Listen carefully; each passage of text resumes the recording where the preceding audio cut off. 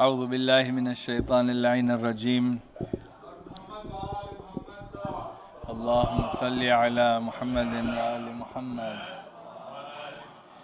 أعوذ بالله من الشيطان اللعين الرجيم بسم الله الرحمن الرحيم الحمد لله رب العالمين وبه نستعين وصلى الله على سيدنا ونبينا محمد وآله الطاهرين اللهم صل على محمد وآل محمد ربي انتقنا بالهدى وألهمنا التقوى. Assalamu alaikum everyone wa rahmatullahi wa barakatuh.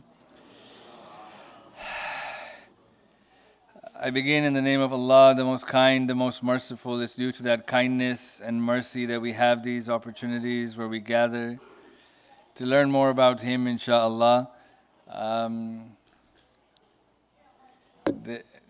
We'll just begin with the short surah. Bismillahir Rahmanir Rahim. Wal Asr. Innal insana lafi khusr illa alladhina amanu wa amilus salihat wa tawasaw bil haqq wa tawasaw bis sabr. Sadaqallahul Aliyyul Azim. Allahumma salli ala Muhammadin wa ali Muhammad. So Q&As are always interesting, I think. They make me nervous a little bit. We'll try our best. And so I just have, generally speaking, just a few rules with the Q&A. Number one, I would prefer it if it is around the lecture topics that we've been giving. You know, it's hard, it's a monologue. And I'm sure there are questions and I can't possibly cover all the angles. So ideally, if it's around that, that'd be great.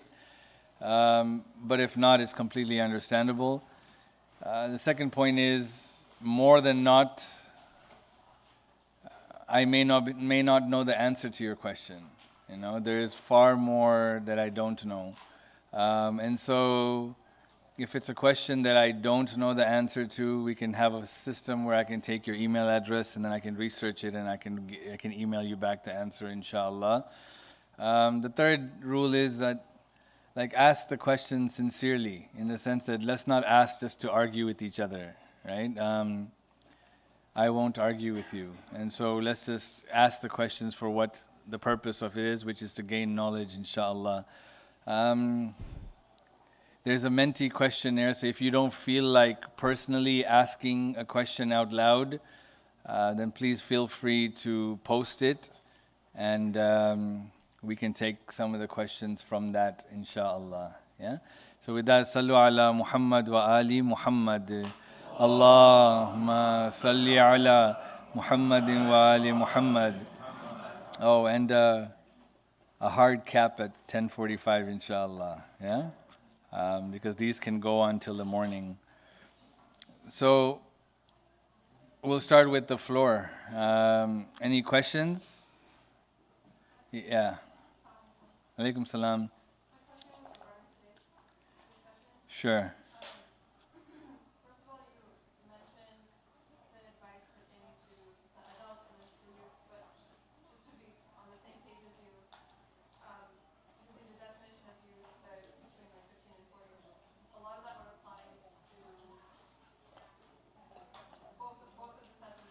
Correct, yeah, 100%. Right? So I think for the people, we should have a mic floating, right? So I don't have to repeat the entire question if it's possible. So yeah, it does apply. There could definitely be a category where you're on both sides of this equation, yes.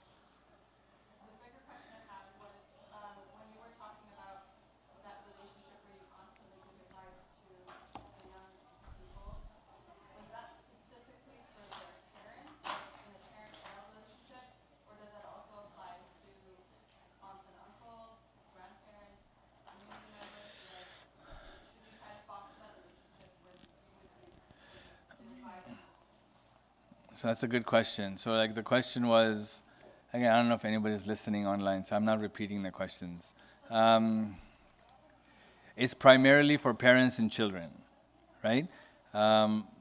Unless there is a relationship of mentoring that has been fostered within a community where there is a person like, so one of the things that before I moved to the center that we're at Masumin, what they had done, which we tried to duplicate in future generations, is that they had the group of 25-year-olds mentor the 15-year-olds. And so they would go camping together, they would go hiking together.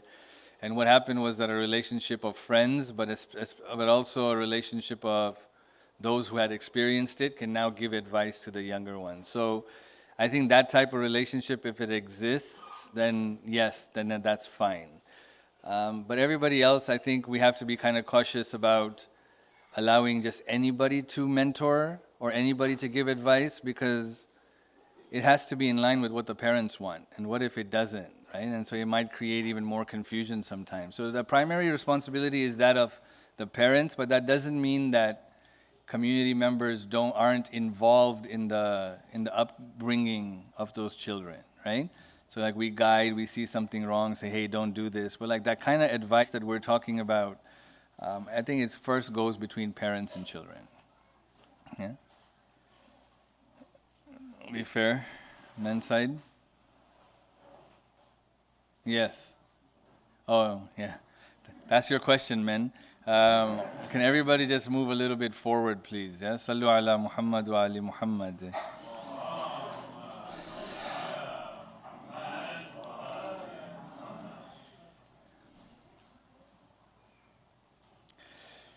Okay, another, yeah. So ironically, our topic today coincided with a question I wanted to ask, and I kind of wrote it down so that I'll clear. Recently, I guess maybe 10 days ago, a friend or acquaintance of mine posted on Instagram that she's no longer Muslim, she's leaving Islam, she just turned 30. She mentioned that the last 3 years she stopped praying, all of that. So that obviously bothered me a lot to see that, and I talked to a friend who maybe had experienced this type of situation more, and she mentioned a very scary statistic that 25% of Gen Z and millennials are leaving Islam. So respectfully, like, I don't know about all the others who are in my age group, midlife, I guess, as you are. We were taught Islam through a fear-based way, mostly like, if you don't do this, this is going to happen. She constantly do this. This kind of tactics that were used in our schools, because that's how our parents were taught Islam as well. But I don't think that's really working for the generation after ours, or even 10 years younger than we are. And ironically, also, I listened to Sheikh Jaffer's lecture today about religious guilt, and he mentioned that the age demographic of 20 to 40, a lot of them are being disenchanted with faith and religion. So with all that in mind, how can we change the way Islam is taught so that when people reach an inflection point, like a divorce or a death of a parent, that they don't go the other direction? But I think that's where the inflection point comes, when there's a tragedy or a difficult situation they face and then they question their faith. Okay. Yeah. So are you saying like, so the question is like, how do we teach Islam differently? Yeah, so not so fear-based, not an exclusive club, being more loving and open, but how do we teach that so people stay, so that their questions are answered and they don't feel like if they make a mistake that they're excluded from this club? It'd be interesting for me to know, like from this person who's your friend or anybody else who leaves Islam, is that if they are really leaving Islam because Islam seems to be those things. You know what I mean? And I don't think it is. I think it's because there's this promotion of freedom, the promotion of making your own choices and things like that. That's not really tied to how Islam is being preached necessarily. That I think is a greater cause of this problem, right? We live in a different age of how people think and how people understand things. So I think the problem is not just how Islam has been preached. We have a whole other set of issues that comes up with that. I did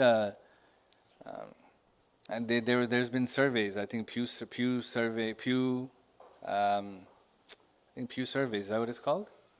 Pew Research, yeah. Pew Research has come out with the religiosity survey. Canada did a similar survey.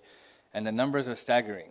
And it hasn't hit us as hard of the people leaving Islam, because we're still second generation Muslims here, but in 3 or 4 generations we're going to be the same number here as well, which is almost 30 to 40% are either disenfranchised or they're leaving Islam. So I think the issue is more than just the religion itself.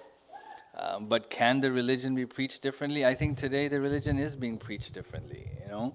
And I think the scholarship that exists today, I find there are two extremes. So there is this, how we were preached before, of fear, which I really don't think exists today. I don't know, I mean, maybe I'm not connected, but because I don't think that that's how, like, we preach it, you know. But there's another side that is also very,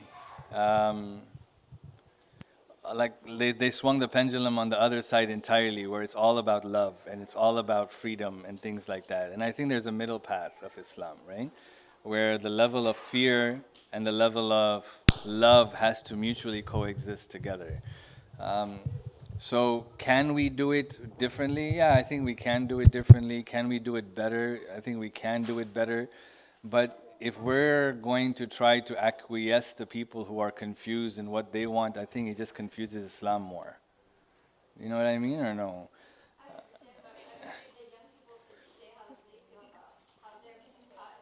Yeah, I mean, maybe you're right. I mean, there is a consequence-based approach to what is being taught. So, like, to say that there are no consequences would be incorrect. You know what I mean?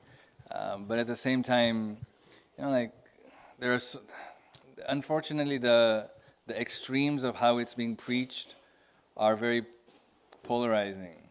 And the middle path, which has always been Siratul Mustaqim, which is the middle path, that's something that is hard to navigate upon. But I think culturally, as that second generation begin to have children, they're beginning to see that how they were taught maybe wasn't the most effective way, or it was effective for us. I mean, we're still believers, you know what I mean?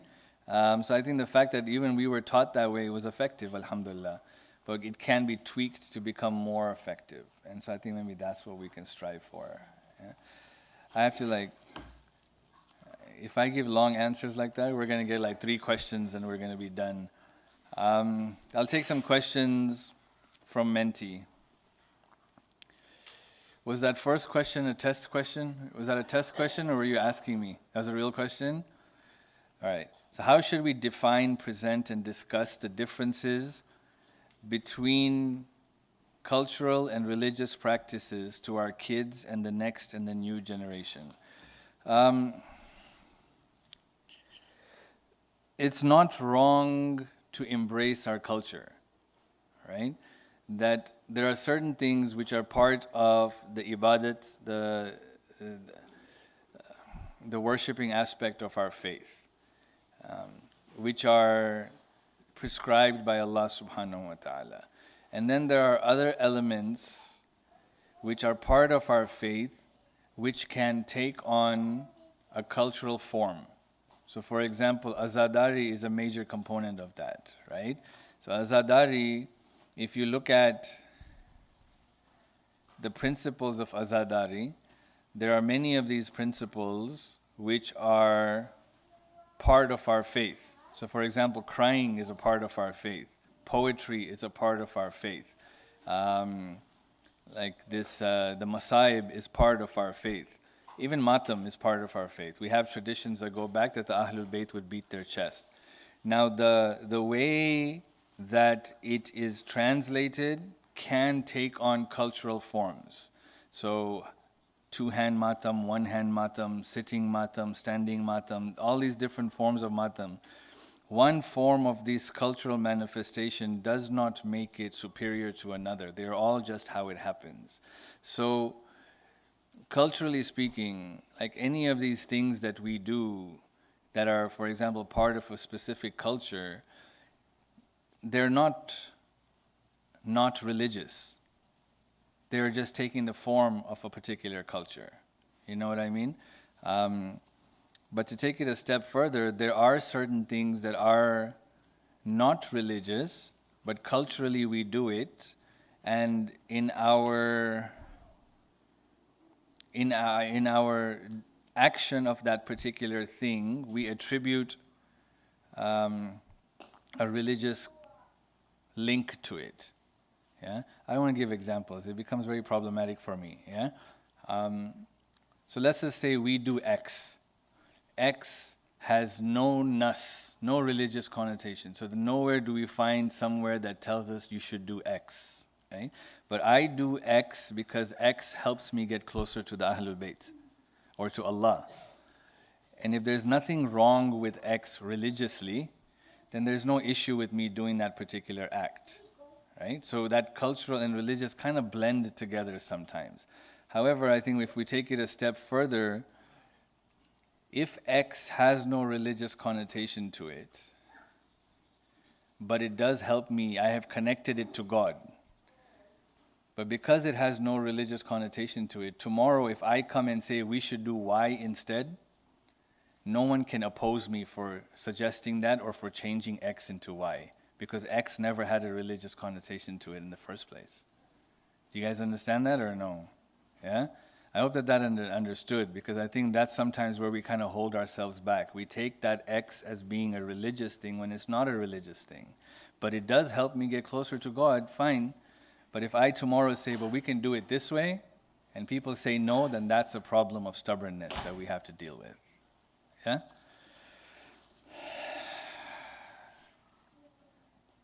Should I take another Menti question?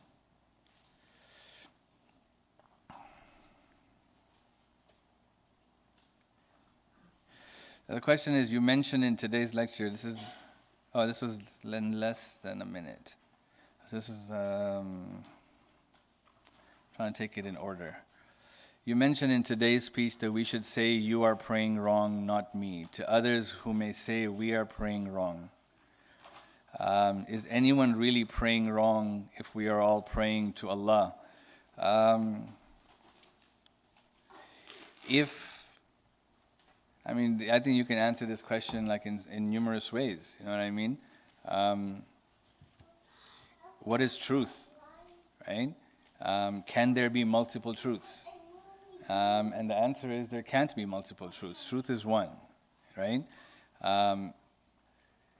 We may all understand the truth differently, but truth can only be one, right? And so the truths that we have in this world, the real truth that exists with Allah is, as we said, just one. And so there is one right way of doing it, right? But each madhab feels that they're doing it, or each sect feels as though they are doing it that right way. We should just have that confidence that we're not the ones doing it differently, that they are doing it differently. Now, whether or not that act is accepted by Allah, we let God decide that. It's not up to us to decide that, right? If a Sunni prays like a Sunni prays his entire life, he'll be judged based on his madhab, right? But if I change mine according to the Sunni way, while me being a Shia, I will have been praying incorrectly. And so you pray the way you feel is the right way, and can there be, and there's only one right at the end of the day, right? Now how God will accept those who are wrong, I think we let God decide that. We don't have to worry about that at all, you know? Any questions? Yeah. You want the mic?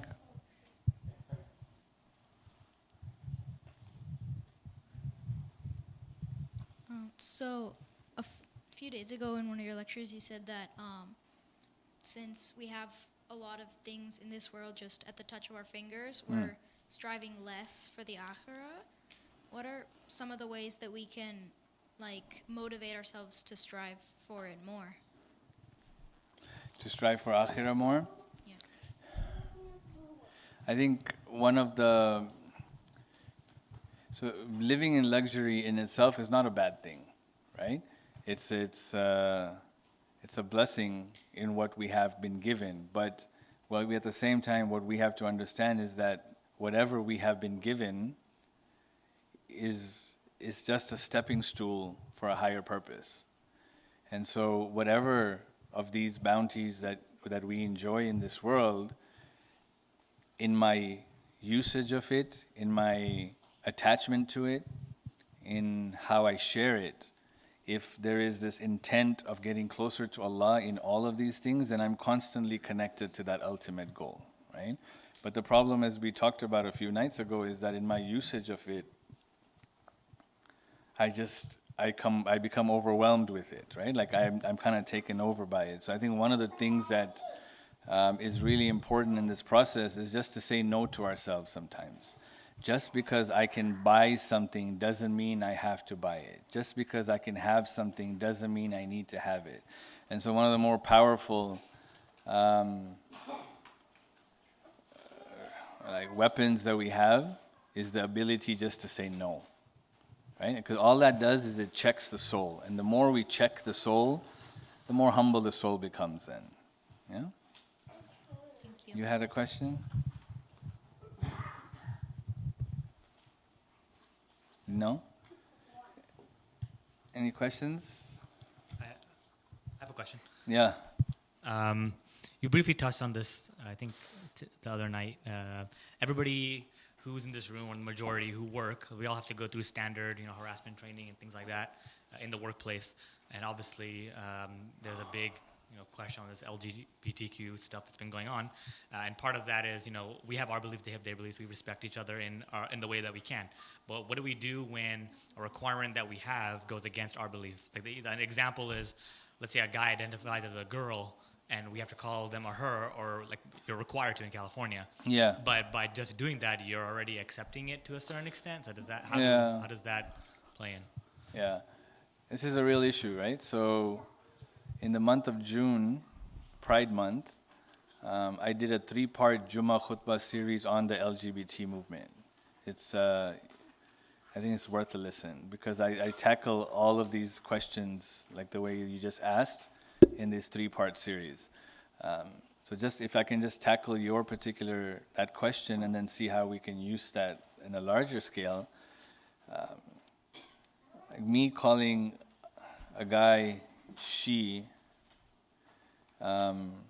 because she identifies as a she now, or he identifies as a she now, does not mean I accept their lifestyle. And so I'm religiously allowed to do that if that's what they want. So I'm basically just acquiescing to whatever they want. But I have to be very firm that my acquiescence in this is not an acceptance of it, And so whenever I have the ability to refrain, like for example, like if I have the choice not to put the LGBT banner on the bottom of my email, because a lot of people at the companies require you to kind of post these monthly things as a support, then say no. In those type of things, you say, look, this is against my values, so I'll say no. But just to call somebody what the pronoun that they want to call is not a problem. Yeah? But listen to that 3-parter. It's in June, the first 3 weeks of June. Any questions? Yes? If you're doing something else and you're like so concentrated, but like when you're doing something else and you're not so concentrated, how do you know if that's like the right way to do it?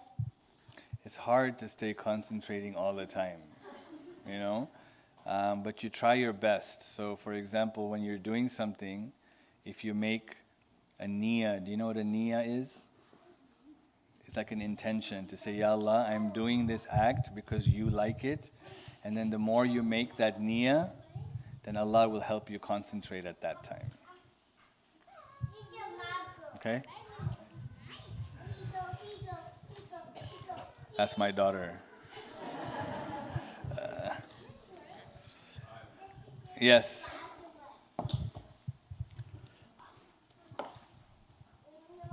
Assalamu alaikum. Alaikum salam. I believe it was on the 9th night, if I'm not mistaken.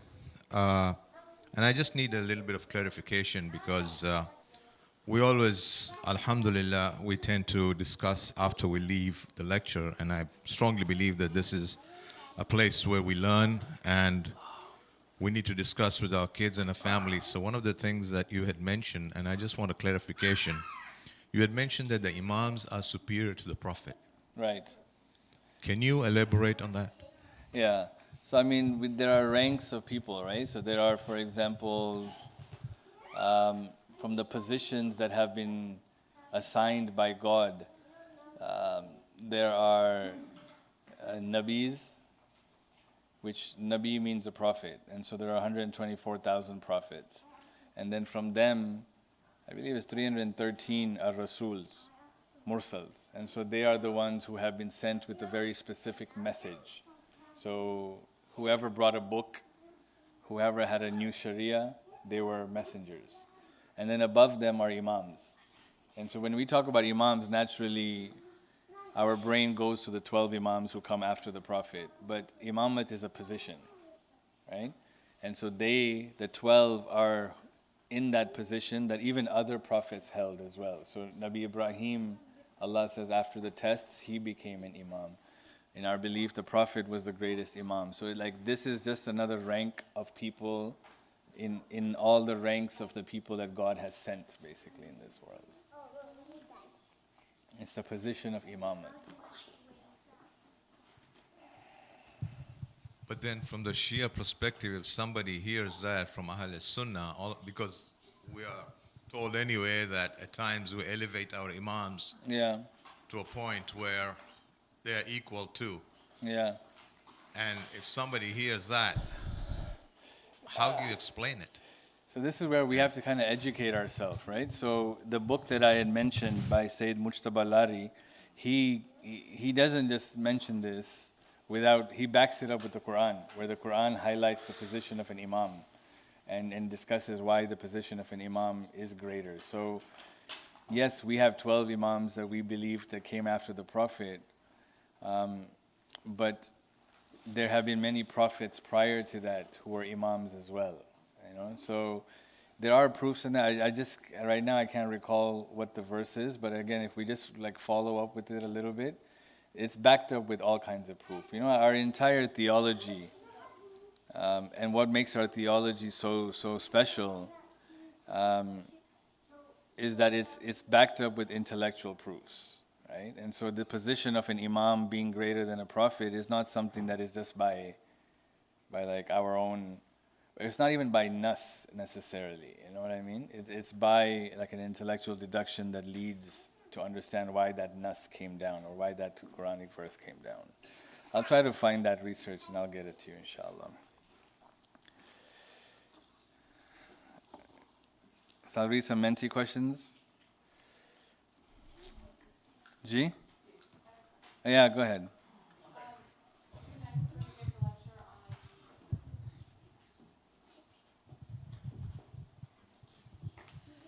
A few nights ago, you gave a lecture on being able to see the beauty in everything. And I was wondering, there were two situations that I wanted more advice on. So, some of the examples you gave were seeing the beauty when something happens to you. There's a loss in the family, or there's some loss of job or whatever. But what about how do you see the beauty in, somebody's treating you ugly? How do you see the beauty in that? Yeah. And then the other question I had, same thing. What if your life situation makes you act ugly? How do you see the beauty in that and get over that? And, a lot of people, things happen to them and they're this is what's responsible for me being in this lowly position, spiritually. How do you see the beauty in that? So the first part of it, I think I did tackle that in the lecture, is that the beauty is not necessarily in the act itself that someone does to me or that happens. But I think that the beauty is in the potential that my soul has to grow at that moment of difficulty. And so without that difficulty, my soul would not have grown to the level that it had because I endured it the way God wanted me to endure it. And in that is the beauty. I may not appreciate it right now, but much later, when I'm able to deal with other problems, I'll look back and say, wow, I think that was the cause that allowed me just to be more patient, and now I'm patient in a lot of different things as well, right? In the second question about sometimes where our actions, I believe I touched upon how I would answer this as well, and that is that before we get to the point where something difficult happens and I'm forced to react a certain way, in times of ease, I should develop myself so that when those events happen, I respond the right way. You know, like I think I gave that example of like, I don't know a number, but let's say 90% of life is not bad. Ups and downs, but not bad. 10%, something happens that catches me off guard. I don't respond right the 10% of the time because in that 90 of ease, I wasn't preparing myself. I was just taking it easy too. But in that 90, if I'm constantly developing myself, when the small things happen, I respond the right way. When the big things happen, I will respond the right way. And in that would be that beauty. You know what I mean? I'm not getting to the Menti question. There's a bunch of them here. I'm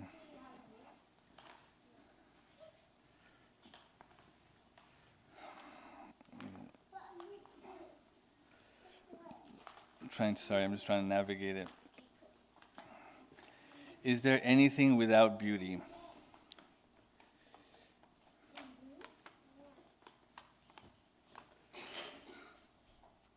No, there isn't. Because it's not about the event, right? It's about the potential of growth in that event. That's kind of what I answered. It takes a very keen eye and an experienced eye to be able to appreciate that at all times. But again, like I think the most heinous thing we saw was in Karbala, and yet she saw beauty in there. So if we take that as a blueprint, I think we can say that there's beauty in everything, right? We just have to sometimes accept the situation we're in and try to work around that to find that beauty. How can one try and give up a bad addiction even though it knows that it is a bad sin and still continues with it, and the same person also practices all the wajibats and stays away from other bad sins? Yeah, it's a real life problem, you know. I think one of the first things that we have to understand about any addiction or anybody who's suffering through any type of a negative, like some type of problem, I guess you could say, is that you going through that addiction doesn't make you a bad person Islamically.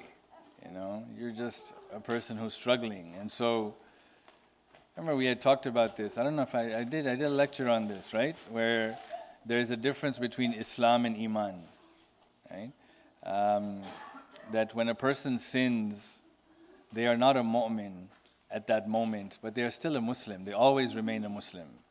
And as such, like, you still have the support of God. So one thing I would say is don't be too down on yourself to think that God hates you. I don't think God ever hates you. You know, God just wants you to come back. And if we turn to Him, He will help us. But fighting an addiction is not easy, right? A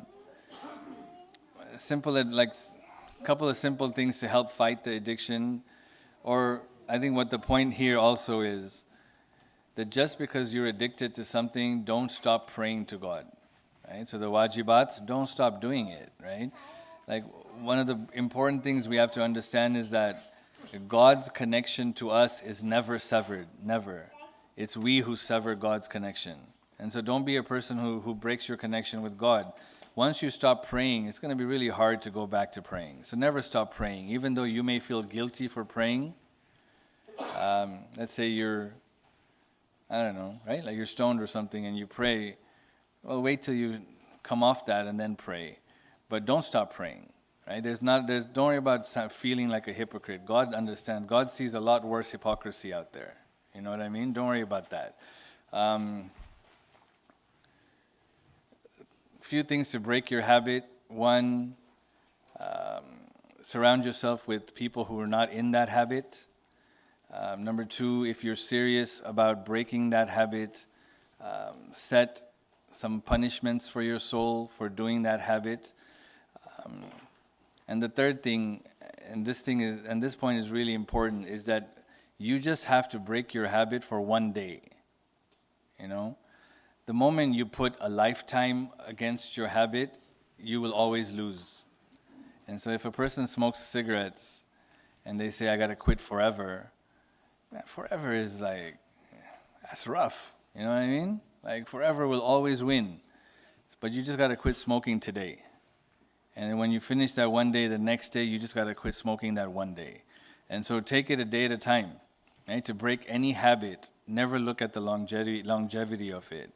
Let's look at it as a one day at a time habit and try to work on that. And similarly, for those people who have, like, you know, I talk to people who have like 5 years of qadha salah, and they're like, how do I ever pray back 5 years? A day at a time. Right? Each day you pray 1 day of qadha salah, that's it. And you'll see in no time those 5 years will pass and you'll have paid back everything. But you just have to take it a day at a time. Why don't some of our du'as get accepted?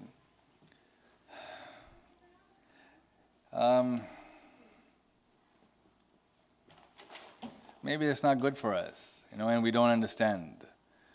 God hears everything. So I think what the most important thing is, don't be distressed or despondent or despair in Allah. Allah hears everything.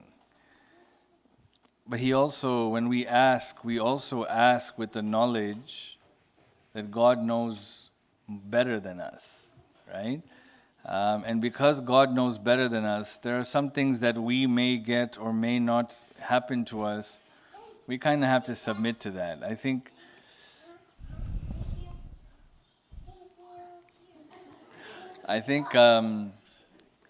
that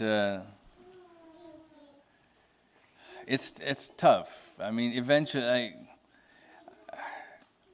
we should also concentrate on all the other du'as that do get answered. You know, sometimes we're very much stuck on that one that's not getting answered. But if you look at everything else, you know, there are du'as that I am asking from God when I don't even realize that I am asking from God, right? So like my body is asking for air. I may not have verbalized it. God is granting it. My eyes is asking for vision. God's granting it. I would say, if you look at it from that perspective, 99% of our du'as get answered. It's that we get stuck on that 1%, you know. Submit to it that God knows better. And I think eventually, again, you know, there are ranks of people out there, you know, and eventually it's not about even if God gives me or not, just my ability to talk to God is satisfactory then, you know. That I can just talk to you whenever I want. That in itself is blessed, you know. So I think that's something that's really important as well. Besides the topics covered, is there any other advice you can give on how to enhance our faith and keep it growing? That's such a good question. I would say, you know, there's a hadith that I like very, very much. It's from our fifth Imam al-Baqir alayhi salam. Allahumma salli ala Muhammadin wa ali Muhammad.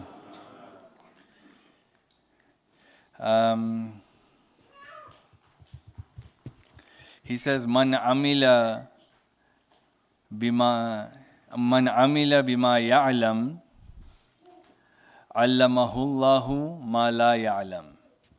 He says, one who acts upon that which they know, Allah will teach them that which they don't know. Yeah? It's a very beautiful hadith.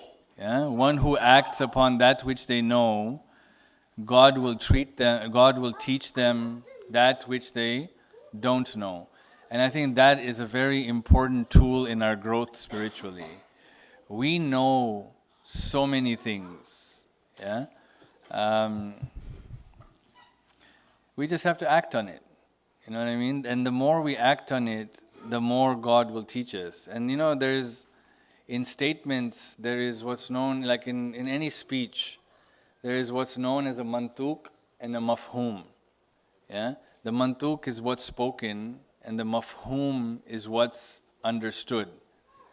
So, for example, if you tell me today's lecture was really good, that's the mantuk. Yeah, but the mafhum could be like, oh, so you didn't like yesterday's lecture, right? That's what was understood, right? Or could be understood. When you look at this tradition, it says, "Man amila bima ya'lam." One who acts upon that which they know, God will teach them that which they don't know. But the mafhum is that if you don't act on what you know, God will make you forget what you know. Yeah? And that is very important for us, right? Not forget that like, oh, I didn't know this was wajib. No, this in your brain, you know it's wajib. But I don't care that it's wajib. Like the forgetting of its importance, you know? People ask like, how come like I'm jaded sometimes? I just got this question a couple of days ago, like, why do I feel jaded? Like I'm not connecting, why? And like sometimes answers like this are tough to give to people, but the answer is, do you do what God tells you to do? And if you do it, and if you don't do it, then that's the answer of why you're not connecting with anything, because the importance of that which God has told you is not there anymore. It's just vanished. And so I would say that's really important for that kind of question, yeah? I'll do one more. This sounds like an interesting one. Why do you advocate not mixing with the opposite gender? In what Islamic source is that recommended? In every Islamic source, right? There is the hijab has levels to it. There is a physical hijab, and then there is a speech hijab, and then there is an interaction hijab, and then there is a texting hijab, and then there is an eye hijab. There are hijabs of layers, right? And this is there in every source, right? You look at the Quran and how Nabi Musa, when he got to Madian, how he dealt with the two sisters.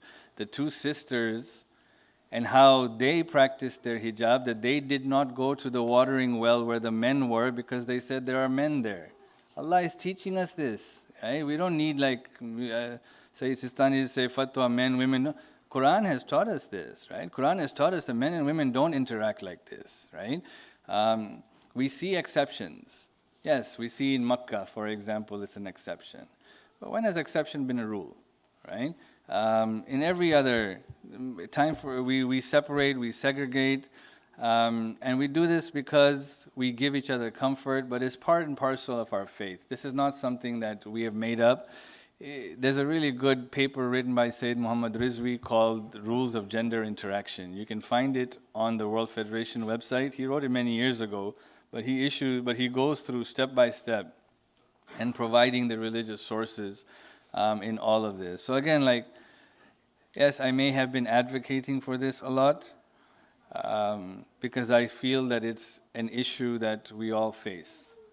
Right? And I'm not talking about here, but everywhere. The issue is real, and it's just an example of an issue that can very easily be solved by just some small tweaks in our lives. You know, I'm very much in favor of small tweaks to enhance the quality of our faith at that point, you know.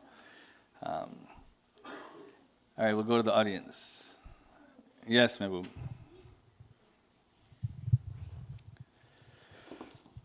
So you get to travel, lecture at different mosques and communities. You observe, you listen. Are there some programs or best practices that you've come across that you'd like to see other Jamaats practice that kind of adds engagement and vibrancy in the community? That's a really good question. So the first Jamaat that I ever went for Muharram, where was this? I think it was the first Jamaat I ever went for Muharram lectures. I was given this advice. And alhamdulillah, we were able to implement it at our center, and it's been like 12 years since we've been doing it. So Like at our center on like the first Thursday we have a lecture. Second Thursday, what we've been trying to do, and we do it not as regular as we should, we have an outside speaker come and give us some information. So you could be a psychiatrist talking about a certain issue, you can be a doctor, you can be an accountant if it's tax season, but we just kind of mix it up just to give it. And then I'll give a short 10-minute talk as well, so we give the Islamic component of that particular issue and then have questions. Third week we do a lecture, and the fourth week we do what's known as like an interactive session. So rather than me giving a majlis, I'll stand there with like, so now we stand with like a PowerPoint slide, and I'll pose questions and then the answers will come, and what we do is we have more of a discussion. And so that's been effective, so that we kind of just mix it up a little bit. On top of that, for a lot of the wiladats that we have, I won't give a lecture. What we'll do is we'll just play a game. So men versus women will play Jeopardy, we'll play Wheel of Fortune, we'll play things like that. And it becomes like highly competitive, you know what I mean? Because the loser has to do dishes, you know what I mean? So those type of programmings, I think, keep it, like the children really look forward to it. Like I'll get kids come up like, just a lecture today? Like they'll be really disappointed, you know? But we try to mix it up in that way. And again, like these are things that I've seen and things that I've enhanced from what I've seen. But what that does is just, it makes, you know, like one of the things that I notice is that sometimes it's very hard to distinguish between a wiladat and a wafat at our centers. Because the program is exactly the same, just the colors are different, you know? So like it will be Quran, Hadith-e-Qissa, there will be something in Urdu, most people don't understand, there will be a lecture, ziyarat. Same for a martam, same for a wiladat, same for a...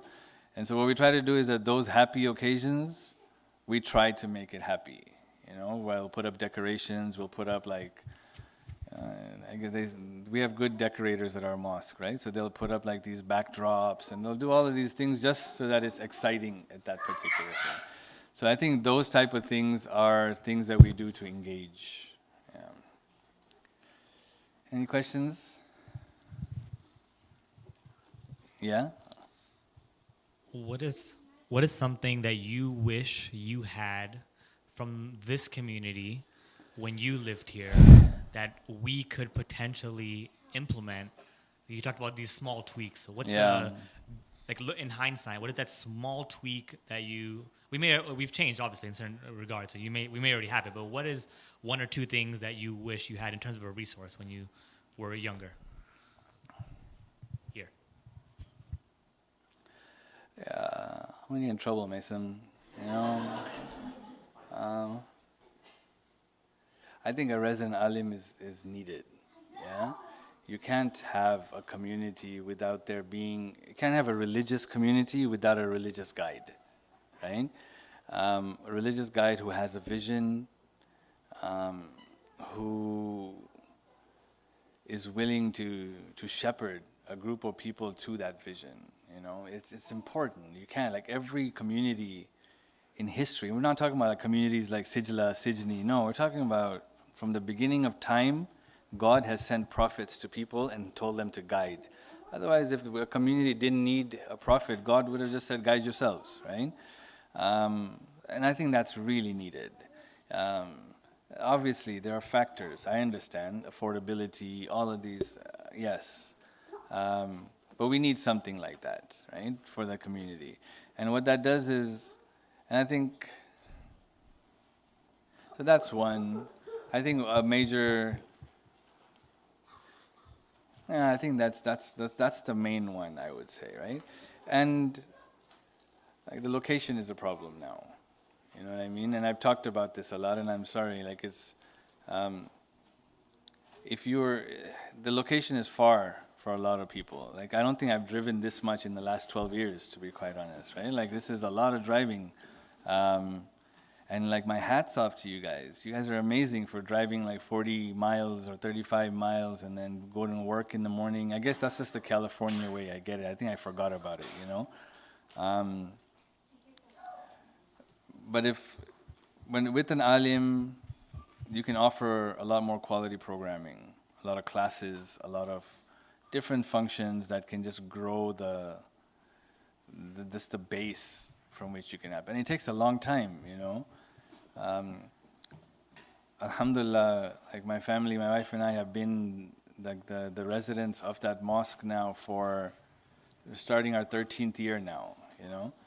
And the seeds that I planted in the first 4 or 5 years, it's only been the last 3 years that I've seen it take effect. It took that long, right? It took people to buy into what we were saying, to support what we were doing, for me to learn what the community wanted and needed, and then do all of that, and then finally plant the seeds and then nurture it. And it's only the last 3 years where I've seen like an amazing, amazing impact from the work that we put in. You know, the level of dedication from the youth, like this is what we were looking for. You know what I mean? And so alhamdulillah, it finally took place that way. So I would say that's something that you should be looking at. Questions from the ladies? Yeah. As our children are growing up and moving into new professions, would you recommend certain fields that they should enter? That was past, like, you know, we'd have doctors, engineers. Would you recommend a change in direction going forward for the future? I would. That's a really good question. I would.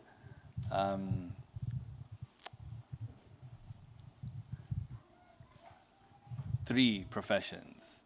So what I would say first and foremost is that we need people in these 3 professions, but the people we need are people whose faith is solid.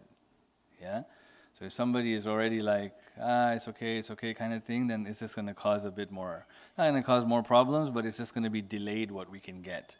But if someone's faith is solid and can be strong in their faith, the 3 professions we most desperately need people in is number 1, academia. We need university professors who are Shia.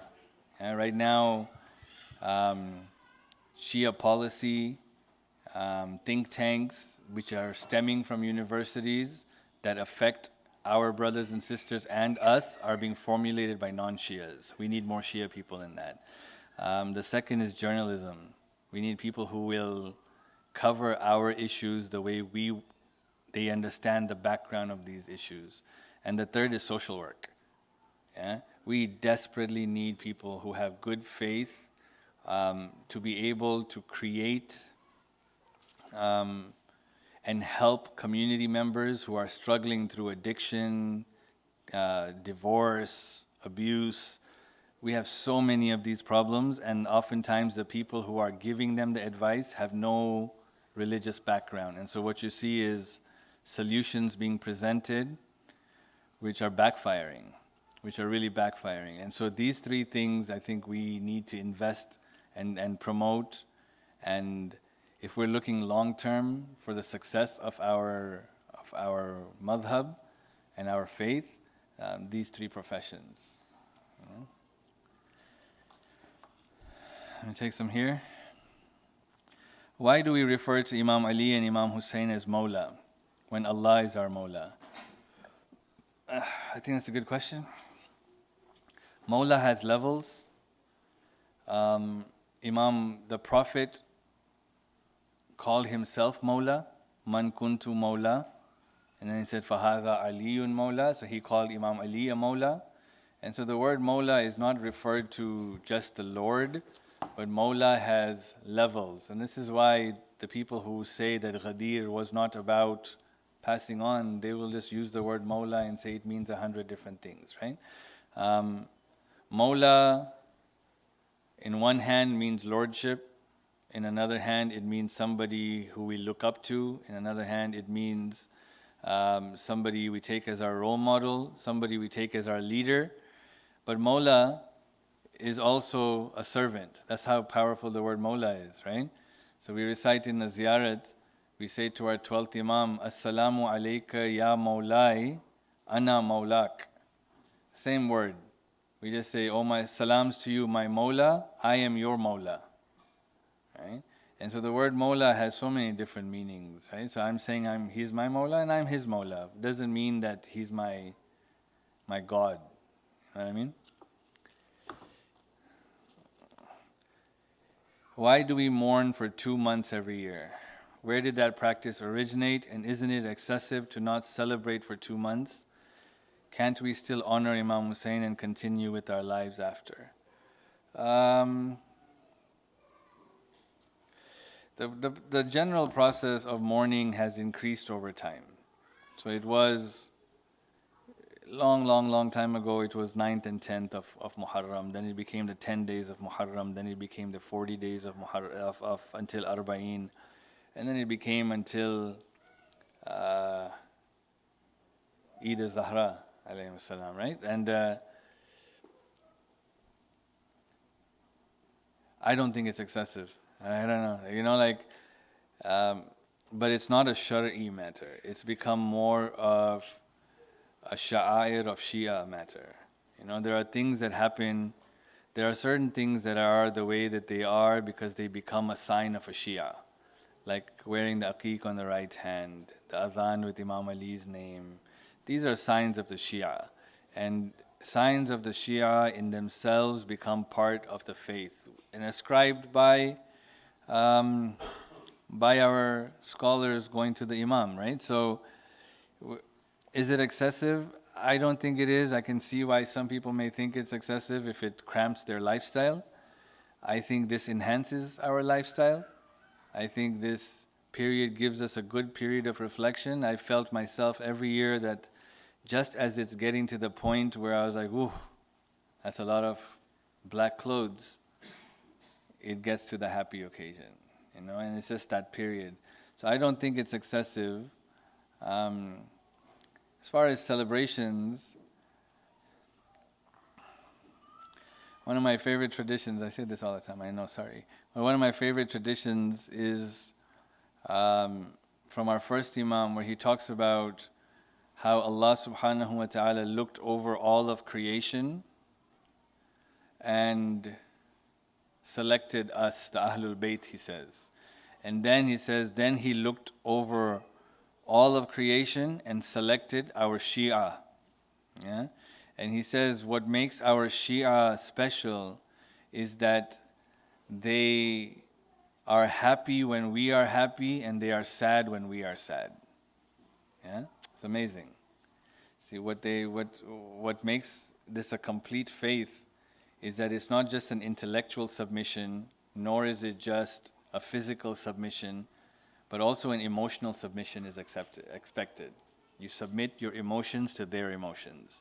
And so when you look at these days where Eid al-Zahra, in the event of that day, right, there are traditions that say that was the day when the fourth Imam smiled. And so if that's the day where we change over from sadness to happiness because our fourth Imam finally became happy, I think we should be okay with that. Yeah? We'll go back to the floor.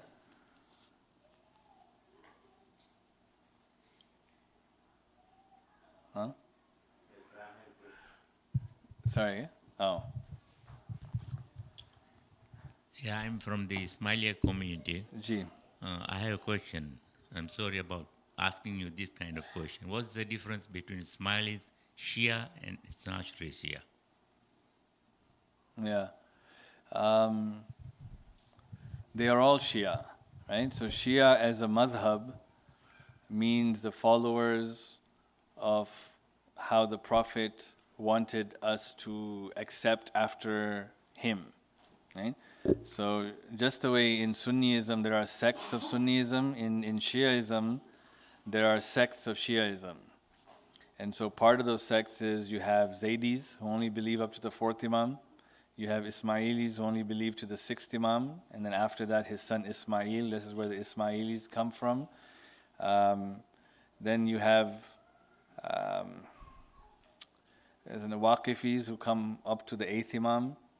I don't know if they even exist today, but then you have the Ithna Ashari who believe up to the 12th Imam. And so they are just different sects within the larger Shia, but the Ithna Ashari is what we are, is we believe in the 12. Yeah? The question here is, why can't we have a Christmas tree? This was from the first lecture, good.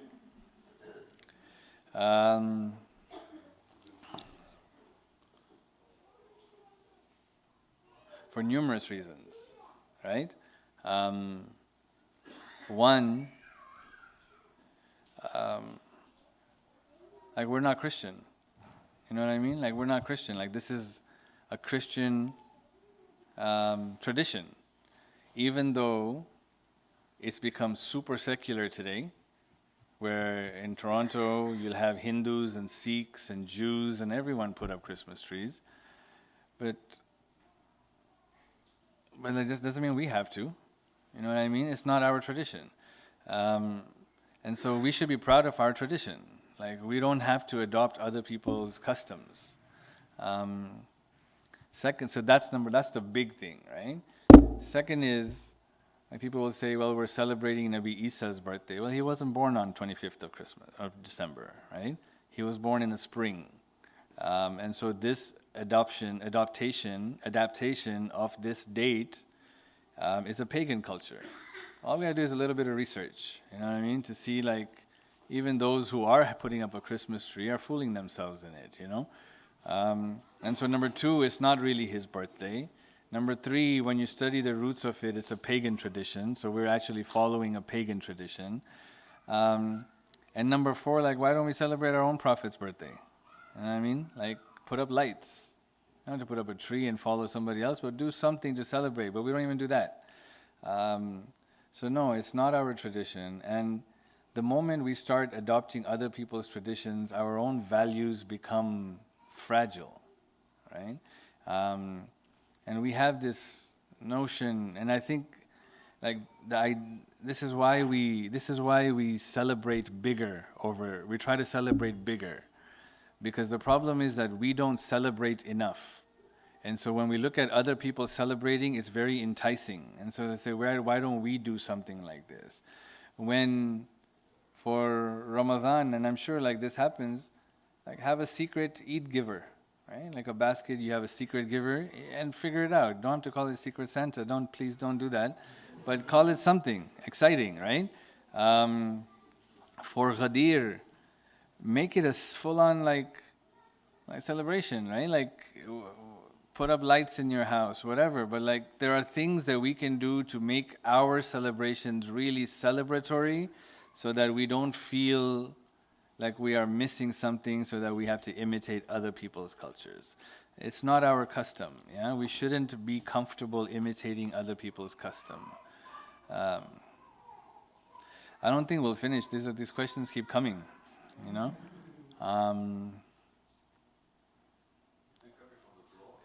It's coming from the floor, yeah. There's like 33 questions. We're not going to get to it, yeah? How much of pairings are rooted in predestination? Based on what Allah, this is a good question, I'm not sure. Based on what Allah has stated about marriage in the Quran, how much of pairings are rooted in predestination and how much is free will?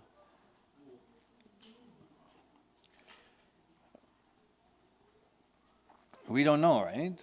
I mean, on one hand, if we look at everything from the lens of God knowing everything, then we can say that everything is predestined then, right? Because God knows everything.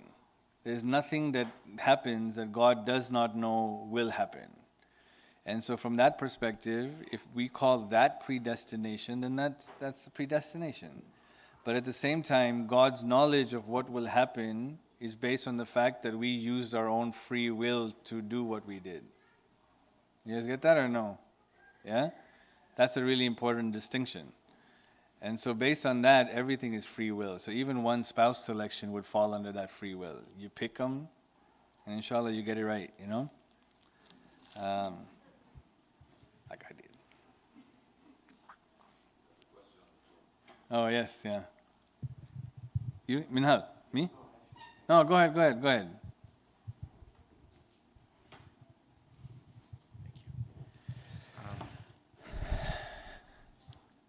So Sheikh, my question was around, you talked about how if someone has been exposed to,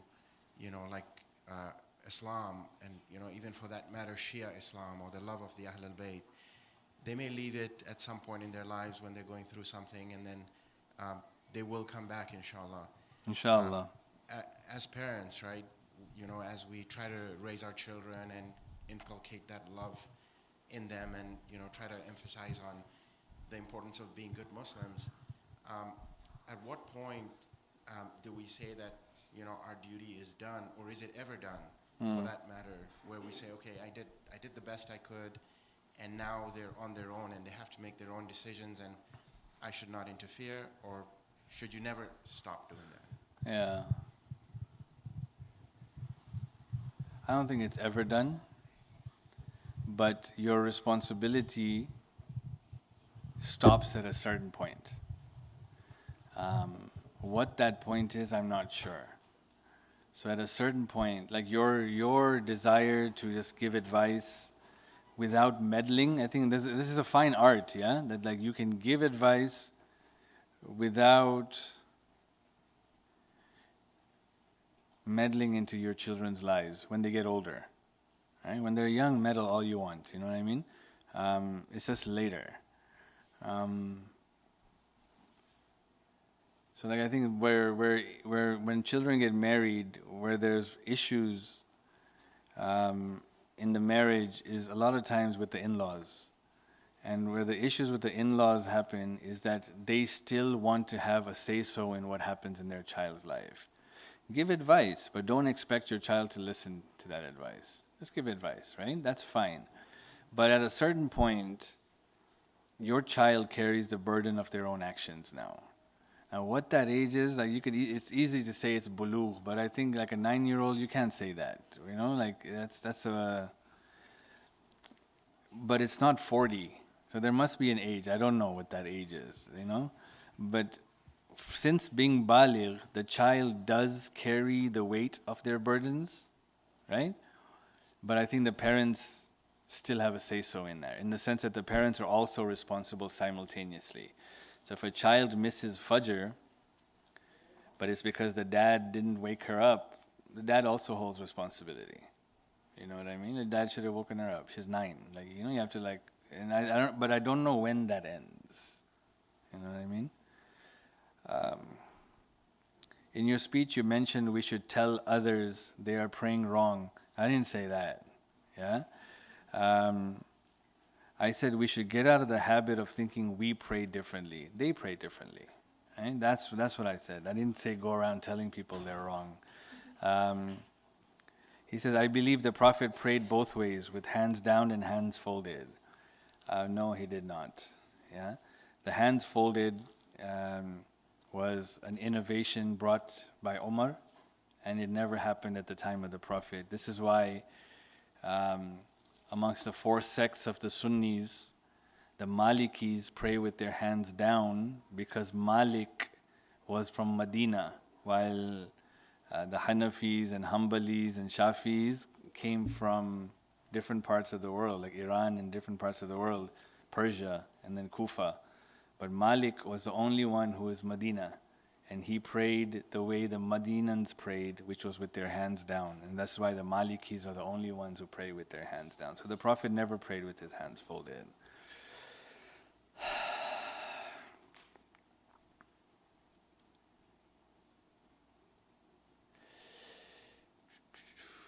This is a tough question, but are we allowed to donate our organs? If not, why? If we can't donate, can we receive? Sounds like this person already knows the answers to the question, you know? Are we allowed to donate our organs? It depends on the organ. So we're allowed to donate organs that will not harm our life. So I'm allowed to donate, for example, blood, plasma, bone marrow, kidney, no problem.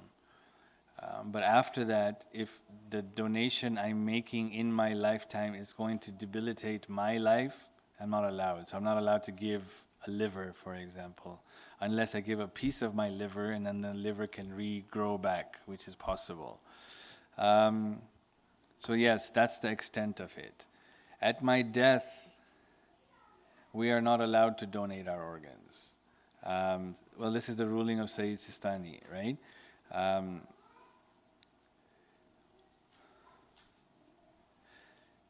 And I think the reason why is that once we die, that's not our body anymore. Yeah? And so we have no right to give away something that we're not the owners of. Now, are we allowed to receive something that somebody else is giving away? Yes, right? And this is where I think our emotions kind of get us all confused. That how come we're allowed to receive but we're not allowed to give? I think this is where divine wisdom has to be relied upon, and say that there has to be a reason why our marja would issue such a ruling. And even though my mind can't comprehend why, we kind of have to submit to it. You know what I mean? So it's a bit hard, I get it. But I think the fact is that it's not mine. But if somebody else wants to just give it away, then I'm allowed to take it. But I can see how that sounds. With regards to finding beauty in all things as the beauty comes from Allah, what is the definition of ugliness? Who, where does it come from? How do we deal when we encounter? Did I answer this question? I did, right? When it comes to those who convert for marriage, how much of that is predestined? They say Allah chooses who comes to Islam, so how does that process work? I think we answered this too. Nothing is predestined. Yet everything is known by Allah. Yeah? When Allah says He guides whomever He wants and misguides whomever He wants, we talked about this in the lecture. It's based on your capacity. And so if you display capacity to be guided, God will guide you. And so there is something that you did that God was pleased with, and He guided you. But to say that is predestined, that contradicts our theology, because we believe in free will when it comes to our theology. Do you have any resources for how to calculate khums? I would watch Sayyid Muhammad Rizvi's seminar on khums. You just Google his name and khums seminar, and he has a booklet.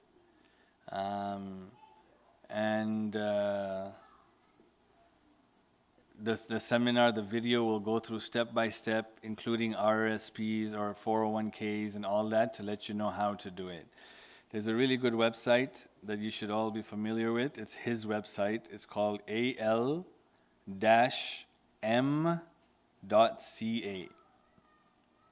al-m for Ma'arif. It's called Al-Ma'arif, his website, but al-m.ca. And he has a lot of really good resources on that website. One of them being an Islamic will. And so you can just plug in all of your information, your family size, your assets and everything, and then it kind of divides it and say this is how you should divide, and it prints out a will that you can just take to a lawyer and have it signed, for example. If you need a lawyer to sign it over there, you don't need a lawyer to sign it. I'm not sure if you need a lawyer to sign it here.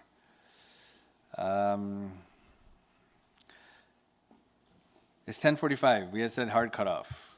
Yeah? And I think we should respect that. I'll take one more question from the audience if there is, from the men and women, and otherwise I'm sorry for those I didn't get to. Any questions from the men? Yes. You said that if a person dies, the body, everything dies, right? Everything dies and the ownership transfers back to the original owner. Okay, now when we donate our organs, some of the organs we can donate. So how does those organs work when the body dies? So everything dies inside. No, so those things you would donate in your life, not after your life. No, but there are some organs they are donated after you die. Yeah, so I think from an Islamic perspective, I think Sayyid Sistani says that we are not allowed to give those we are not allowed to give those organs. So we should. So most of the people here they follow the rulings of Sayyid Sistani, and he doesn't allow it. So we would have to follow those rules. So this is un-Islamic, right? No, it's not un-Islamic at all. Why? Oh, donating your organs. Yes. Oh, sorry. Misunderstood you, Diamond. Unless that person is doing taqleed of another marja who allows it. You understand the concept of marja'iyat? Okay. So we believe at the absence of the 12th Imam, there are scholars who are the inheritors of the prophets. So basically they teach us and guide us of how to do certain things, right? So how do I know how to pray? I follow this scholar, for example. And the top scholar is known as a marja. A marja is somebody you basically do ruju to, you follow. And today, there's a handful of top scholars like that, and one of them is Sayyid Sistani. So there are multiple marjas. One of them is Sayyid Sistani. A lot of us here do his taqleed, and he says no. But there are other marjas who allow it. And so when someone does give it, we can assume that maybe they're following another marja. So I don't want to say it's un-Islamic to do so, because they could just be following what another scholar says. Okay, thank Yeah? you. Last question on the ladies' side? No? Yeah, go ahead. Assalamu alaikum. Alaikum salam. So in one of your lectures, you mentioned that Hindus have one main god, and then they have other lords that they use to like intercessions and stuff. So are they considered monotheists? And if so, are they najis for us? And are they doing shirk? Yeah, so they are not considered monotheistic. They're not considered monotheistic because they take these associate gods. So monotheistic is not just from the perspective of uluhiyya, from the divine perspective, but even from the perspective of rububiyyah, associating partners. If you associate partners, you are out of the realm of monotheism. So they're not considered monotheistic. They are considered people who would be under the category of mushrik. And their najasat is dependent upon the marja you follow. Right? So if you follow a particular marja who says that they are najis, then yes, then that najasat would trickle into your life basically. Otherwise, if they don't, then you don't. Yeah? All right. Thank you very much. Yeah. On behalf of my family and I, it was nice to be back in LA, alhamdulillah. And please keep us in your du'as, and inshallah we will do the same, inshallah. Wa akhiru da'wana alhamdulillahi rabbil alameen. Wa sallallahu ala sayyidina wa nabiyyina Muhammad wa alihi at-tahirin. Allahumma salli ala Muhammad wa ali Muhammad. We'll end with the 12th Imam's dua. Muhammad Jaffer, you'll come recite.